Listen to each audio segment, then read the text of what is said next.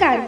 महाराष्ट्रातील विविध क्षेत्रातील बातम्या झटपट आपल्या मोबाईलवर पाहण्यासाठी लगेचच सबस्क्राइब करा राष्ट्रशक्ती लाईव्ह न्यूज आणि सोबत बेल आयकॉन प्रेस करायला विसरू नका. नमस्कार, मी सूरज चव्हाण एक लोकप्रिय सोशल मीडिया इन्फ्लुएन्सर आहे. बिग बॉस मराठीच्या 5व्या पर्वाच्या विजेतेपदामुळे तो संपूर्ण महाराष्ट्राच्या घराघरात पोहोचला. त्याच्या या यशानंतर दिग्दर्शक केदार शिंदे यांनी झापूक झुपूक या सिनेमाची घोषणा केली, ज्यामध्ये सूरज मुख्य भूमिकेत होता. हा सिनेमा 25 एप्रिल 2025 रोजी प्रदर्शित झाला, पण दुर्दैवाने हा सिनेमा प्रेक्षकांना फारसा आवडला नाही. बॉक्स ऑफिसवर फ्लॉप ठरला. तरीही सूरज पुन्हा एकदा चर्चेत आला आहे, यावेळी त्याच्या व्हायरल साखरपुड्याच्या व्हिडिओमुळे. सूरजने इंस्टाग्रामवर एक रील शेअर केली आहे. या रीलमध्ये तो आलिशान गाडीतून स्टायलिश सूट बुटात एका मुलीच्या घरी जाताना दिसतो. तिथे त्याचं थाटात स्वागत होतं. व्हिडिओमध्ये सूरजची बहीणही दिसते. पुढे एक मुलगी पाण्याचा ग्लास घेऊन येते आणि तिला पाहताच सूरज लाजेने लालबुंद होतो. सूरजची बहीण त्या मुलीला ओवाळते आणि सूरज त्या मुलीच्या बोटात सोन्याची अंगठी घालतो. ती मुलगीही सूरजला अंगठी घालते.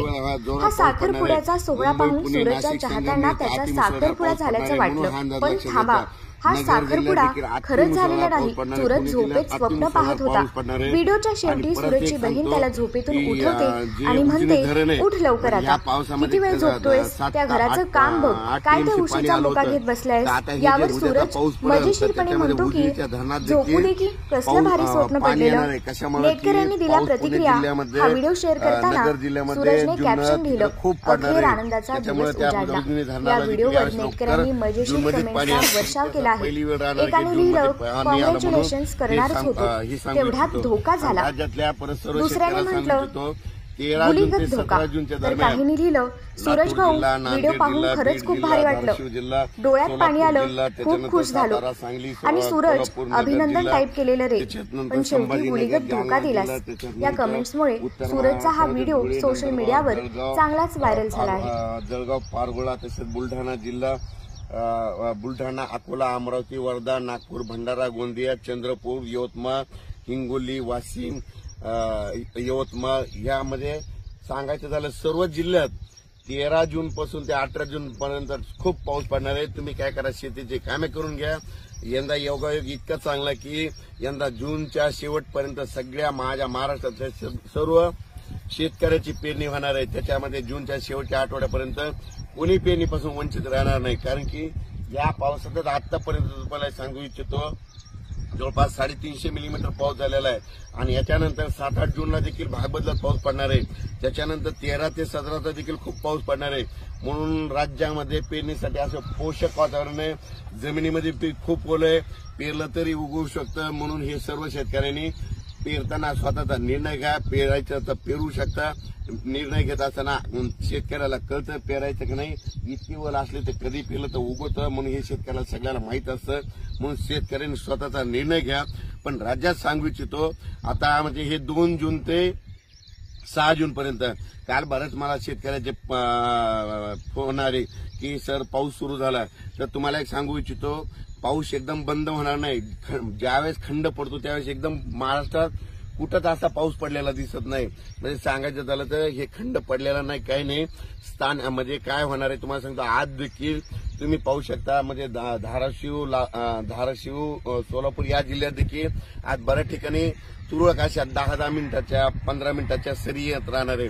त्याच्यानंतर 3-4 तारखेला देखील इकडे विदर्भात देखील म्हणजे बुलढाणा, अकोला, अमरावती, जळगाव तिकडे देखील थोड्या सरी येणार आहे. 10 मिनिटाच्या 20 मिनिटाच्या, एवढ्या मोठा पडणार नाही, फक्त 10-20 मिनिटाचा पाऊस पडणार आहे. पण 6 जूनच्या अगोदर तुम्ही काय करा, शेत तयार करून घ्या, कारण की शेतामध्ये तण झालेलं आहे. आणि तण झाल्यामुळं जर तुम्ही शेत नाही तयार केलं तर 7-8 जूनला पाऊस पडेल, पुन्हा तुम्हाला वापसा भेटणार नाही. त्याच्यानंतर काय होईल की 13 ते 18चा इतका पाऊस पडेल की त्याच्यात तुम्हाला मग तुमच्या शेतात वापसाच होणार नाही. त्याच्यामुळे तुमची पेरणी थोडी हे होईल. म्हणून तुम्ही काय करा, 13 ते 17 जो राज्यात धो पाऊस पडणार आहे, मुसळधार पडणार आहे. म्हणून हा अंदाज लक्षात घ्यायचा. आणि त्याच्या अगोदर मात्र 7, 8, 9, 10ला देखील राज्यात पाऊस पडणार आहे. आणि त्याच्यानंतर यामध्ये 8, 2, 3, 4, 5च्या दरम्यान दररोज राज्यामध्ये विखुरलेल्या स्वरूपाच्या 10 मिनिटाच्या 20 मिनिटाच्या सरी येणार आहे हे देखील लक्षात घ्यायचं. शेतकऱ्यांनी पेरणीचा लागवडीचा निर्णय स्वतः घ्यावा. आणि पाहू शकता मी माझ्या शेतामध्ये त्या शेतामध्ये काय केलं, इतकं म्हणजे पहिल्यांदा तण उगवलं होतं. सुरुवातीला रोटावेटर झालं, पाळी हाणून घेतली आणि आता मध्ये 2-3 दिवसांना लगेच पेरणीचा निर्णय आम्ही देखील घेणार आहे. मग हे देखील सांगू इच्छितो. तर राज्यातल्या सर्व शेतकऱ्याला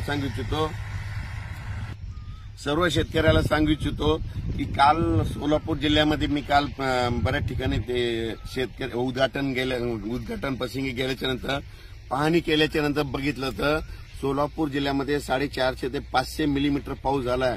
खडे फुटलेत. तर त्या शेतकऱ्याला सांगू इच्छितो की तुम्हाला त्या शेतातलं पाणी काढून द्यावं लागेल.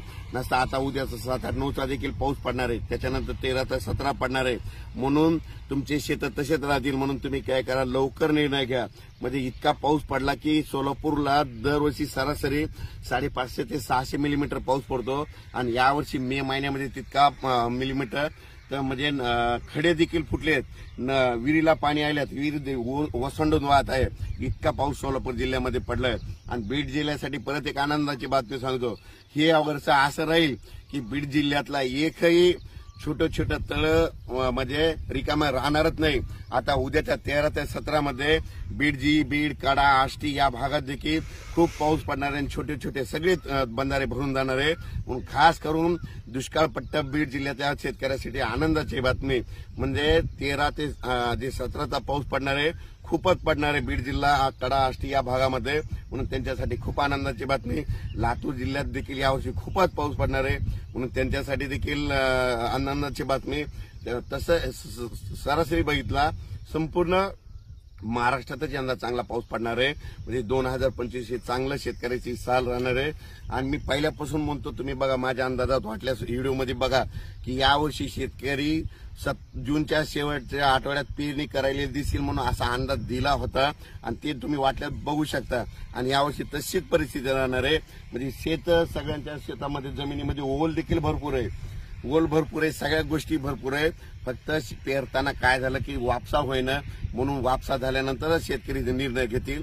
अचानक वातावरणात बदल झाला, उद्याचा एक मेसेज दिला जाईल.